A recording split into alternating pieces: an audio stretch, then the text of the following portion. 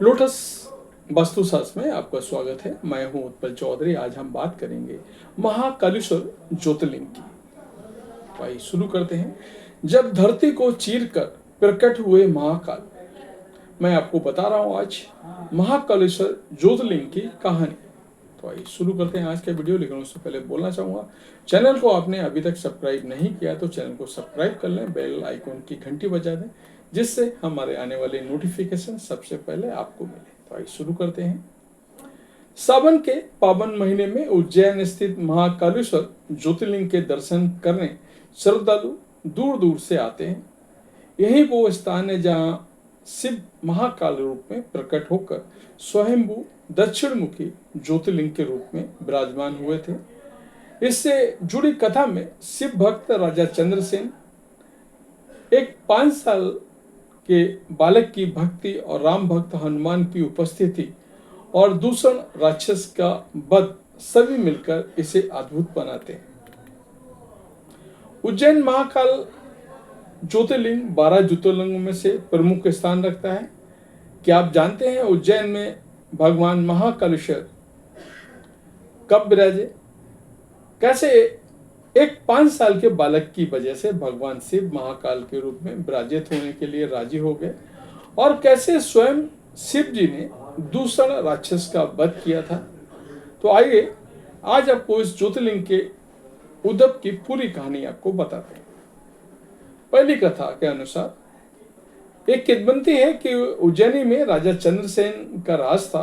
राजा चंद्रसेन भगवान शिव के परम भक्त थे। एक बार उनके मित्र शिवगण मणिभद्र ने उन्हें एक अनमोल चिंतामणि प्रदान की। राजा चंद्रसेन ने इसे गले में धारण किया। इससे राजा का तेज और कीर्ति दूर दूर फैल गई। अन्य शासक भी उस मणि को पाने के लिए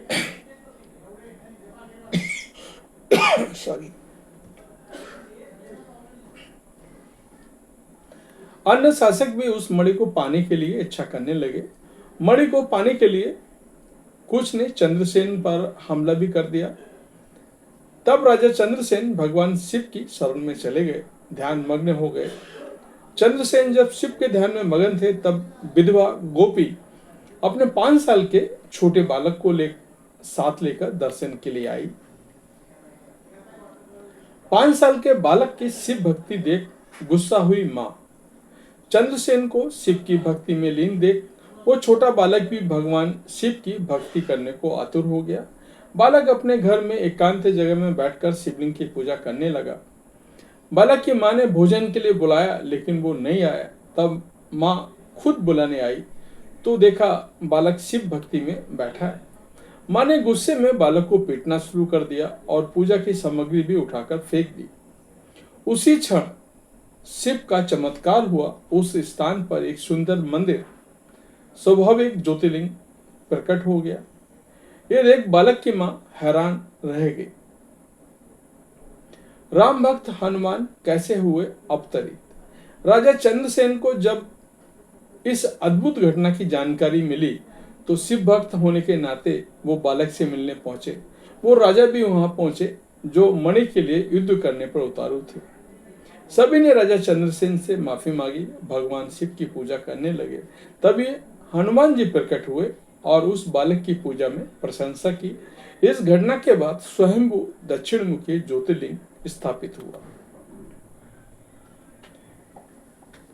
धरती को चीरकर महाकाल हुए प्रकट। इस स्थान से जुड़ी एक और पौराणिक कथा बहुत फेमस है, जो बताती है कि भगवान शिव स्वयं धरती को चीरकर महाकाल रूप में प्रकट हुए थे।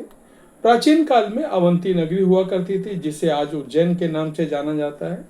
ये वेदप्रिय नाम के एक ब्राह्मण रहते थे जो भगवान शिव के परम भक्त थे। वो रोजाना पार्थिव शिवलिंग बनाकर उसकी पूजा करते थे। उसी समय पास के रत्नमाल पर्वत पर दूसरा नाम का एक राक्षस रहता था, जो राक्षस ब्राह्मणों के धार्मिक कार्यों को बाधित करने लगा और उन पर अत्याचार करने लगा। भयभीत होकर ब्राह्मणों ने भगवान शिव से रक्षा की गुहार लगाई।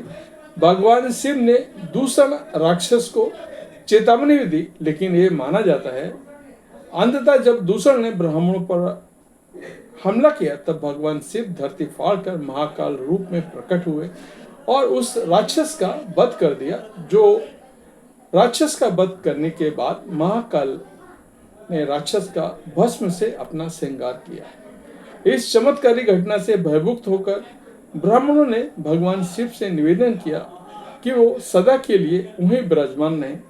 भक्तों की प्रार्थना प्रसन्न होकर के भगवान शिव ने उस स्थान को अपना निवास स्थान बना लिया। तभी से यह स्थान महाकालेश्वर के नाम से प्रसिद्ध हो गया। सावन में लगता है भक्तों का तांता। सावन का महीना भगवान शिव की आराधना के लिए अत्यंत शुभ माना जाता है और उज्जैन स्थित महाकालेश्वर मंदिर में इन दिनों भक्तों की बहुत भीड़ उमड़ती है। यह मंदिर 7 मोक्षदायी नगरों में से एक उज्जैन में स्थित है। सावन के सोमवार को यहाँ दर्शन अत्यंत पुण्यदायक माना जाता है। यहाँ सामान्य दर्शन के लिए बुकिंग की जरूरत नहीं होती है, लेकिन भस्म आरती में शामिल होने के लिए पहले से ऑनलाइन बुकिंग अनिवार्य है। क्या है भस्म आरती की टाइमिंग और नियम? महाकाल मंदिर में भस्म आरती रोजाना सुबह 4 बजे से 5 बजे तक होती है, लेकिन श्रद्धालु आमतौर पर रात 1 बजे से ही लाइन में लगने लगते हैं। आरती में भाग लेने के लिए ऑनलाइन या ऑफलाइन परमिशन जरूरी है, जिसका प्रिंट आउट साथ रखना होता है। श्रद्धालु कई दिन पहले से ही ऑनलाइन बुकिंग कराने लगते हैं। हालांकि बुकिंग नहीं मिल पाती है। आरती से पहले शिवलिंग पर जलाभिषेक होता है, फिर भक्तों को एक हाल में दर्शन कराया जाता है। महाकाल मंदिर उज्जैन कैसे पहुंचे? अगर आप प्लेन से जाना चाहते हैं तो उज्जैन का निकटतम हवाई अड्डा इंदौर में स्थित है, जो महाकालेश्वर मंदिर से 58 किलोमीटर दूर है। एयरपोर्ट से टैक्सी या बस द्वारा आप लगभग 1 से सवा घंटे में उज्जैन पहुंच सकते हैं। अगर आप रेलवे से जाना चाहते हैं, उज्जैन देश के प्रमुख शहरों में जैसे दिल्ली, मुंबई, कलकत्ता आदि से रेल द्वारा सीधे जुड़ा हुआ है। इन सभी प्रमुख शहरों से सीधी ट्रेन सेवा उपलब्ध है। अगर आप रोड से जाना चाहते हैं तो उज्जैन तक नेशनल हाईवे 48 और 52 के माध्यम से देश के अनेक हिस्सों से सड़क मार्ग से आप सुविधाजनक तरीके से उज्जैन आप पहुंच सकते हैं और भगवान शिव के महाकालेश्वर रूप में आप दर्शन कर सकते हैं। तो ये था हमारा आज का वीडियो। आपको कैसा लगा अवश्य बताएं। जय माता दी।